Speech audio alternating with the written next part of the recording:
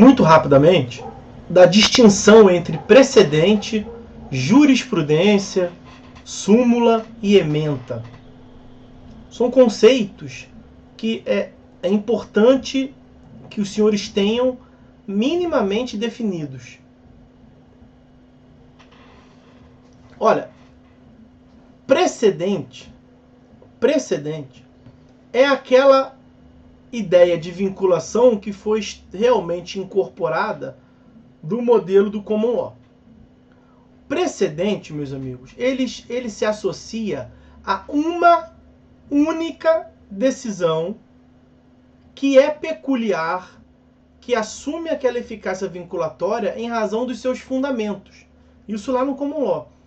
No nosso modelo aqui, a lógica é parecida. Só que, como nós vimos, a lei indica que ela tem a natureza vinculatória. Aliás, lei indica que nós veremos já já. Que lei é essa, onde é que indica, como é que funciona isso.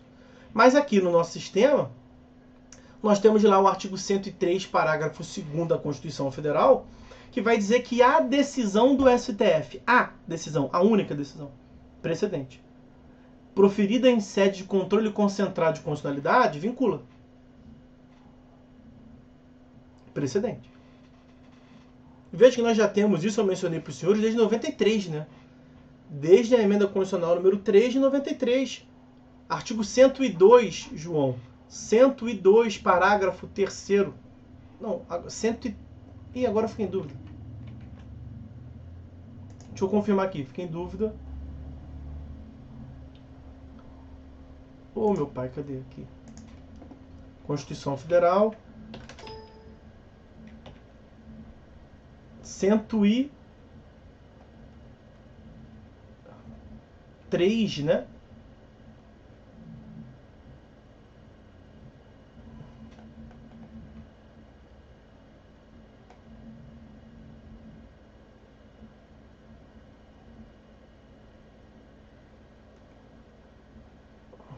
e 102, parágrafo 2º. 102, parágrafo 2º. 102, parágrafo 2º. Tá? É o 102, parágrafo 2º da... De nada, João. Deu um bug aqui, deu tela azul. 102, parágrafo 2º da Constituição Federal. Da Constituição Federal. É uma decisão que deve ser aplicada com efeito vinculatório para todos. Se associa muito à ideia de precedente. Tá? Na família jurídica do Civil Law, nós não tínhamos o hábito de trabalhar com precedente. Veja, essa previsão, como eu lhes disse, ela foi introduzida em 93. 93, para fins históricos, é ontem, né? É ontem, pouco tempo. Emenda Constitucional 3 de 93, que depois foi alterada também pela Emenda Constitucional 45 de 2004. Então, o nosso modelo de civil law, ele não tinha o hábito de trabalhar com precedente. A figura associada às decisões judiciais que nós tínhamos na civil law, desde sempre, é a ideia de jurisprudência, né? Jurisprudência que é entendida como um conjunto de decisões. Então, precedente, uma decisão. Jurisprudência é um conjunto de decisões. E a jurisprudência, no nosso modelo, no nosso ordenamento, sempre teve caráter meramente persuasivo. Um caráter de reforço às argumentações, ou seja, não vinculatório. Não vinculatório. Então, se precedente é uma decisão, é common law, tem vinculação, jurisprudência são várias decisões, um conjunto, é próprio do civil law e não tem natureza vinculatória. Então, veja, num mesmo tribunal, eu já mencionei isso para vocês aqui, era possível que tivesse jurisprudências distintas, ou entendimentos, um conjunto, um bloco de decisão em um sentido, um bloco de decisão em outro sentido, que não tinha vinculação. Um mesmo tribunal podia ter metade das suas câmaras entendendo de uma forma, metade da sua câmara entendendo de outra forma. E o direito trazia a solução para tentar uniformizar o entendimento. Jurisprudência é, portanto, um conjunto, um bloco de decisões em um certo sentido sobre uma certa matéria. E ganhava força quanto menos divergência tinha, quanto mais estabelecido estivesse aquele entendimento por um conjunto de decisões. Então, jurisprudência nascida ontem, ela era instável, ela não te convencia tanto. Caráter persuasivo. Jurisprudência consolidada do tribunal desde o século passado, nunca decidiu de modo diferente. Bom, então trazia uma força, mas mesmo assim não era uma força vinculatória, era uma força moral, uma força argumentativa. Ok? Pois bem, o civil law, mais precisamente mesmo a Itália e o Brasil, eles têm um fenômeno que é uma decorrência da jurisprudência, que é o fenômeno da súmula. Súmula, meus amigos, é o seguinte, a súmula é um condensado, é um extrato abstrato de texto, é um conjunto de emaranhado textuais que visam reduzir a jurisprudência.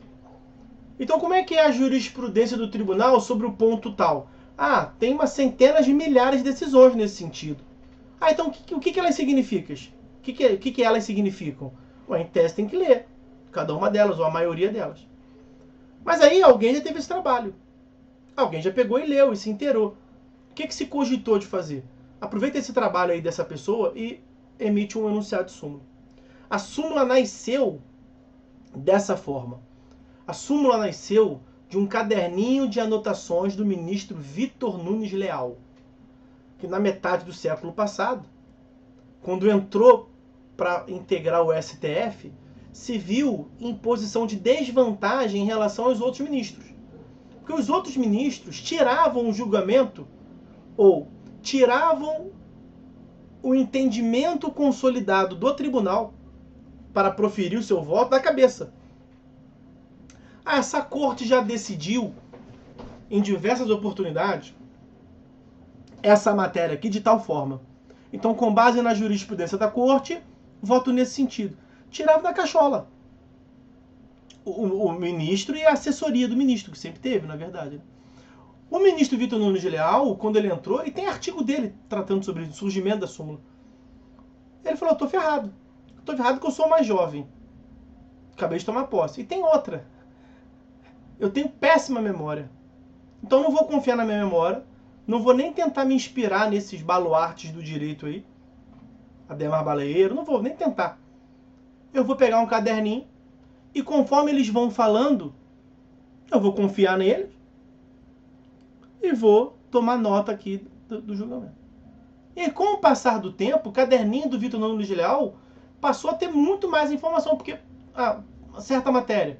Aí o ministro falava assim, eu acho que a corte possui tal entendimento. Outro, não, eu não sei bem não. Vamos tirar então, vamos tirar esse julgamento aqui para diligência? Vamos votar agora, não vamos definir isso aí. Vamos deixar a assessoria procurar qual foi o nosso posicionamento. Aí o Vitor Nunes falava, não, tá aqui, ó. Tá aqui anotado. No julgamento tal. Veja, naquela época não tinha computador, né? Não tinha sistema informatizado. Era o caderninho do cara. Aí com o passar do tempo o jogo virou. Os outros ministros, na hora de votar, falavam assim, ô Vitor, vê no teu caderno aí qual é o entendimento. Eu tenho a impressão que confirma aí. Nós já julgamos isso aqui recentemente, que você estava aqui. Tu deve ter no caderninho aí o entendimento. Vê como é que estava aí. Aí ele pegava lá, parava o julgamento, ele pegava, foi isso mesmo. Aqui, ó, tá aqui. Tal matéria. Tipo, imagina um fichário com várias folhas, vários temas. E os caras começaram a acreditar no resumo que foi feito por um dos seus pares. Como em geral se dá um julgamento no colegiado, né? Uma relação de confiança entre os julgadores. Quando são dignos de confiança, naturalmente. Quando são dignos de desconfiança, o cara não vota e fica pé atrás. Mas em geral é assim, com base na confiança. Aí, mas eu Vitor, não é pra nada não. Tu é um garotão, né? Acabou de chegar, tá com fôlego, tem um baita de um caderno aí. Pô, cara, quebra um galho. Às vezes todo mundo fica te perguntando toda hora qual é o entendimento no teu caderninho, cara. Pô, quebra um galho aí, ué. Consolida essa informação em uma folha única e disponibiliza pra gente. Aí cada um vai daqui em diante anotando. Beleza, vamos fazer isso então, tá combinado. Ele consolidou o entendimento, do tribunal, e foi assim que nasceu a súmula. Uma outra consideração, cada tribunal tem uma súmula só. Uma súmula só. Eu sei que na sua petição, você coloca assim, conforme a súmula de número 633 do STJ. Mentira.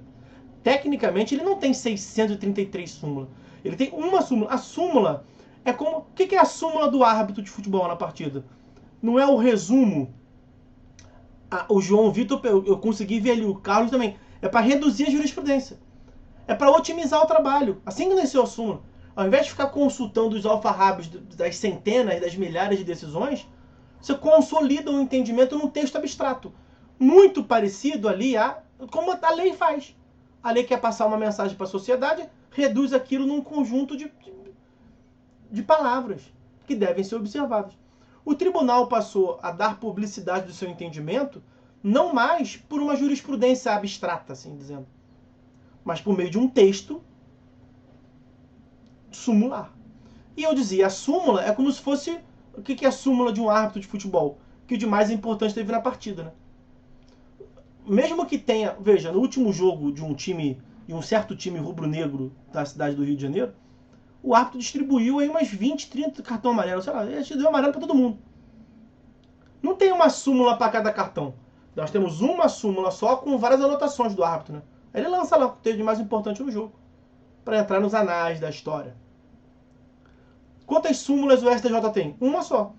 Que tem já 600 e tantos enunciados. Então é uma súmula para vários enunciados.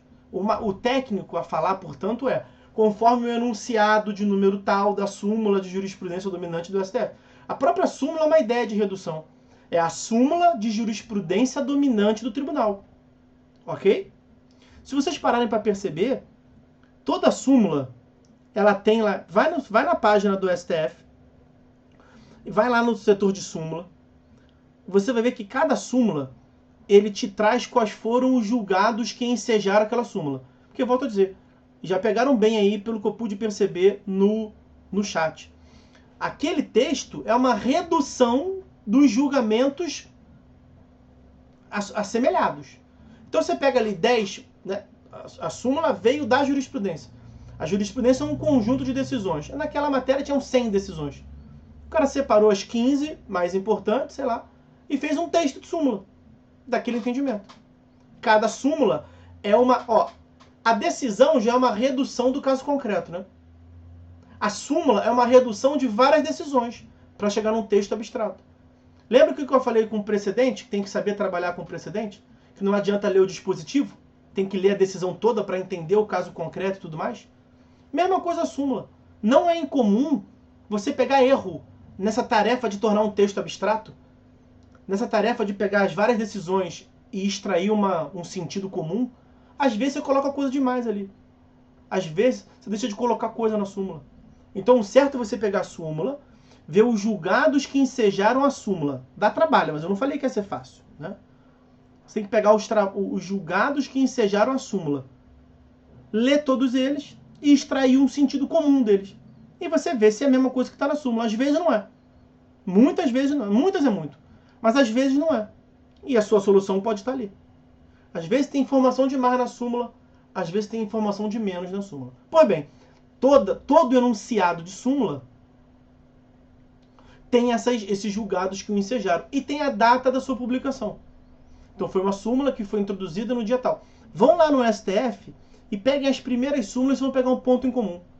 As primeiras 300 súmulas do STF têm a mesma data. Por quê? Porque as primeiras 300 súmulas do STF são um caderninho do Vitor Nunes Leal. Ministro Vitor Nunes Leal. Ele é o pai das súmulas. E como eu disse, ele se inspirou no modelo de julgamento que tinha na Itália. Na Itália também trabalha com as máximas, que são parecidas com essa ideia de súmula. Mas percebam bem, súmula não é igual à jurisprudência. A súmula é uma redução da jurisprudência. Colocaram ali, o Carlos colocou. É uma condensação de textos abstratos, como a Isabel colocou, acho que ela está perguntando, que visam dar publicidade do entendimento do tribunal. Ok? Então, súmula é diferente de jurisprudência. E no nosso sistema, nós temos súmula que vinculam. Só que as súmulas não nascem em abstrato. Os julgadores não acordam, se reúnem e falam assim, vamos criar uma súmula do nada. Eles não podem fazer isso. Quem pode fazer isso é o legislador, né? Vamos criar um texto normativo do nada. Ah, mas do nada não, eles têm que representar a vontade da sociedade. Em tese, sim, mas eles podem criar do nada. Eles podem inventar uma norma nova. Desde que compatível com a Constituição, ok. O judiciário não atua em abstrato, né? O judiciário atua num caso concreto. E aí, portanto, a súmula decorre da reunião de vários entendimentos. A súmula é, portanto, a redução de uma jurisprudência. E nós temos súmulas que vinculam. Como, por exemplo, a que está no artigo 103A da Constituição Federal. Súmula vinculante. Súmula vinculante do STF. É uma súmula que vincula. Não é um entendimento que foi tirado da cachola dos ministros do nada. Elas são fruto de julgamento. E não é de um único julgamento. É de um conjunto, de uma reiteração de julgamento. E a lei da súmula vinculante trata disso, tem que ser uma reiteração, um entendimento consolidado. Enfim, é isso. Essa é a relação. Então, precedente diferente de jurisprudência, jurisprudência diferente de súmula. Ok? E, para acabar, nós temos a ementa. A ementa, meus amigos. A ementa é o resumo do julgado. Então, todo julgamento proferido no tribunal, ele é um julgado, uma decisão. Né? Nós vamos ver que a regra é que essa decisão se dê por um colegiado. Excepcionalmente, nós já até mencionamos, pode se dar por um juiz sozinho. Uma decisão monocrática. Mas não é da cabeça dele. É quando está autorizado a tal pela lei, pelo ordenamento jurídico. Então, em regra, pelo colegiado. 5 ministros se reúnem e têm uma decisão. Excepcionalmente, uma decisão monocrática, quando autorizado pelo ordenamento. Mas o artigo 943, parágrafo 1º, diz que todo acórdão deve ter uma ementa. E o que é o acórdão? É o julgamento colegiado. Acórdão significa que os julgadores acordaram, chegaram a um acordo quanto à conclusão. O acórdão pode ser por maioria ou pode ser por unanimidade. Todo mundo pensou a mesma coisa ou vai vencer um posicionamento. Por isso que os órgãos são compostos por número ímpar, né? Para sempre dar maioria. Ou para forçar a maioria, às vezes, um não pode votar, tem com um julgador a menos, e aí pode dar empate que posterga o julgamento. Mas, em regra, é em número ímpar para formar a maioria. Então, o que o legislador bolou? O que a prática bolou e o legislador incorporou nesse 943 parágrafo 1º? Que todo acórdão, que é um julgamento mais extenso por natureza, né? O acórdão tem o voto de cada um do 943 parágrafo 1º, Carlos. 943 parágrafo 1º. Como facilitação dos trabalhos e como razão de otimização dos serviços, estabeleceu-se uma questão que era prática e depois virou uma obrigação, por nada, Carlos, de que se forme a ementa. A ementa é uma condensação, é um resumo do julgado. Então você pega um acórdão para ler, pô, já até cansei, 80 páginas o acórdão. Tem a ementa ali. A ementa geralmente vem no canto superior direito, com uma fonte recuada. Aqui eu leio o resumo do julgado. E vem umas palavras-chave. Processo civil, direito administrativo, reintegração, servidor, possibilidade. Aí cita lá um caso qualquer. Decisão transitada julgada, absolvição, possibilidade.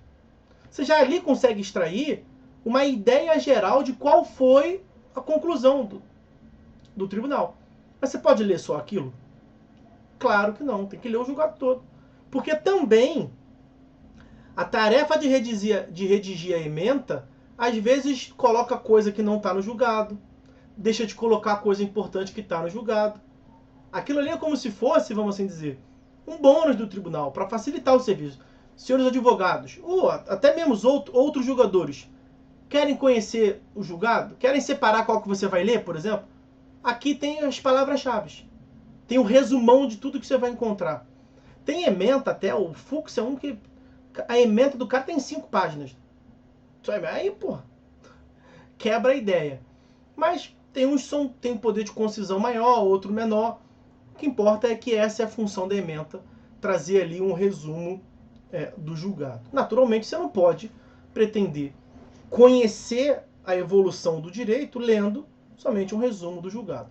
Então essa é a função da ementa. Já se afirmou em sede doutrinária que nós vivemos o mal do ementismo. As pessoas param na leitura da ementa. E eu já peguei mais de uma. Eu tenho um artigo publicado que trata disso.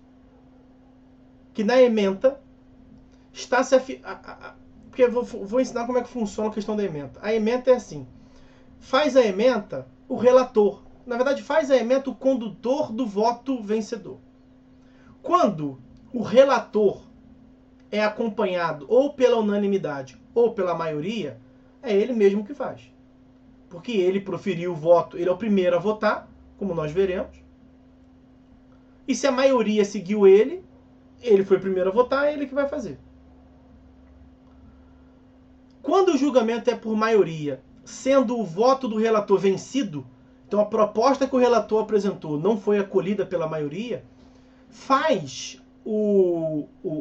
redige o acórdão, né? Inclusive fazendo a ementa, o primeiro julgador a divergir.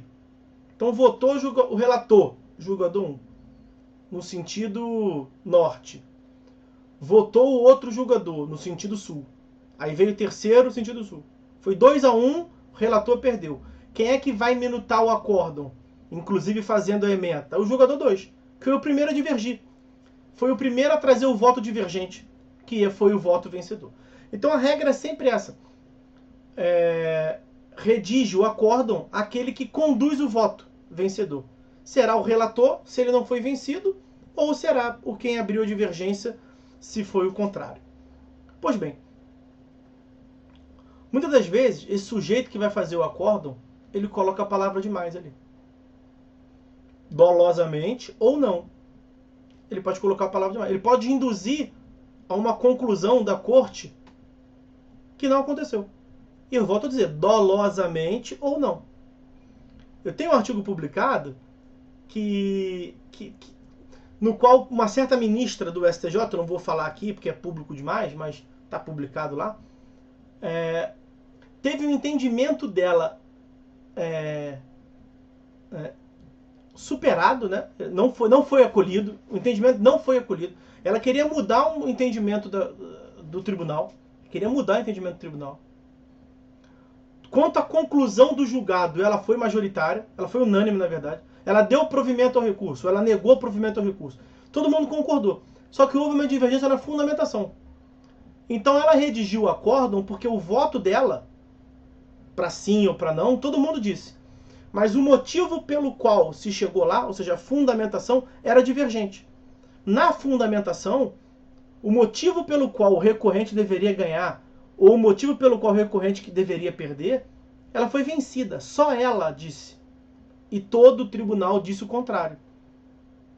Volto a dizer, é uma divergência quanto ao fundamento. Quando ela foi fazer o acórdão, ela colocou o entendimento dela. Contrário ao entendimento de todo mundo. E se você ler só a ementa, você entra pelo cano. Porque você vai sair por aí afirmando que o tribunal entendeu uma coisa que não entendeu. Que não entendeu. Então tem que saber trabalhar com isso, tá? Tanto a súmula quanto a ementa, portanto, são reduções.